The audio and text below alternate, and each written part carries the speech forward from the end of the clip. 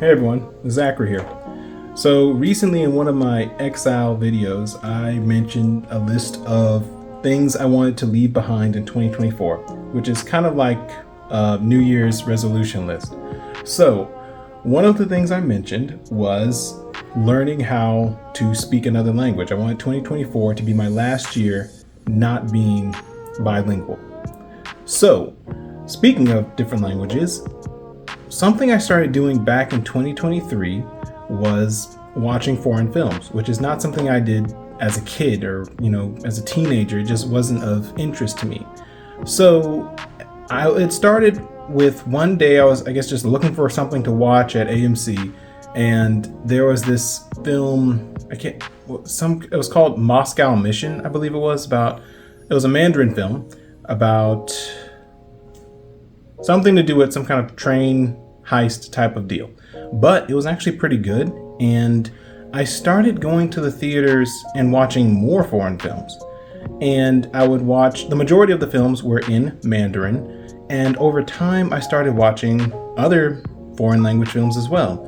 And at this point today, I watch, Korean films, Mandarin films, some are in Cantonese, some Japanese films, especially the Ghibli Fest films as they come to theaters, most of which I hadn't watched until they were put back in theaters.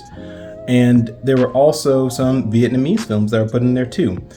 One of the things I enjoy about going to the movie theater to see a foreign film is that I have an opportunity to interact with people who may not even speak English as a first language. And I can remember one of these times where I went to a Mandarin film, and there was this Chinese dude sitting down front with his friends, and there may have been like 8 or 10 of us in the theater. And he was just kind of laughing and joking around, and he ends up turning around and seeing me sitting a couple rows behind him. And it was almost like a double take moment. And it was just the surprise to see, like, what's this black guy doing? Like, can he speak Chinese or whatever? And he catches up with me later on in the restroom before I left, and he's like, "Hey, dude, did you understand that?" And I told him plainly, like, no, I was reading the subtitles, which is another thing. You get a lot of reading in when you do go to these films and you can't understand what they're saying.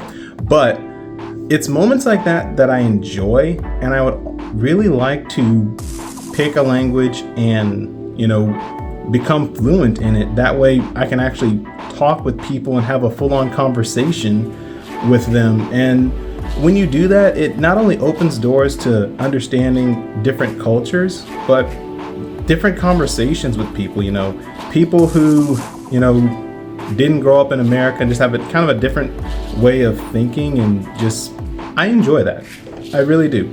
And when I first started going to see foreign films back in 2023, I wasn't going to learn a different language. I just ended up picking that film, and then the rest just kept on happening. And they weren't all foreign films, but back in 2023, I went to the movie theaters like 34 times. And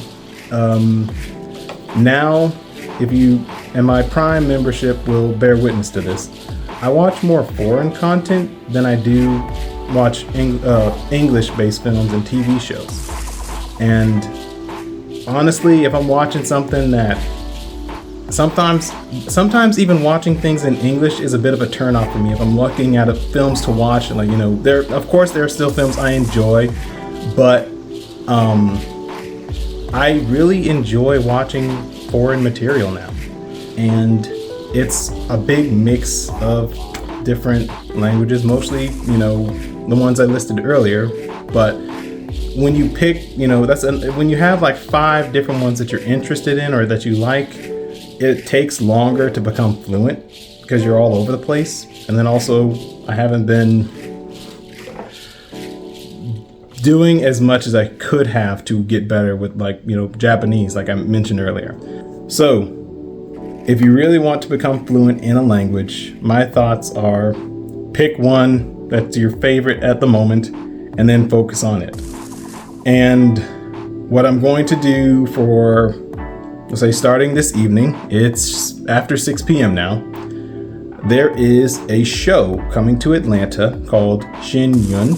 Any people who speak Chinese, correct me on the pronunciation on that. But there's this show, it's like a ballet performance type of thing that's based off of Chinese dance arts. And I went back in 2023 and I really enjoyed it. And they are coming back to Atlanta at the end of this month. So if, let's say, I plan to go on February 1st, from that point, I have 23 days to, or here's what the thing I want to do is, I would like to see how much Chinese I can learn in 23 days. Is that enough time to become fluent? Heck no, that's not the goal. But just using this to see what I can do between now and then. They will walk up to you after you have watched the show and they will give you this brief few-minute interview of what your thoughts were on it. And what I would like to do is be able to surprise people and actually be able to speak at least 1 or 2 full sentences saying, I really enjoyed the show. I came a couple years ago and da da da da da. So for the next 23 days, starting today, I am going to see how much Chinese I can learn, and we will see how this goes. So far, I know how to say ni hao and ni hao ma, which is hello and are you okay? Which doesn't get me far, but at least that's a start. So we'll see how this goes. Y'all have a blessed day.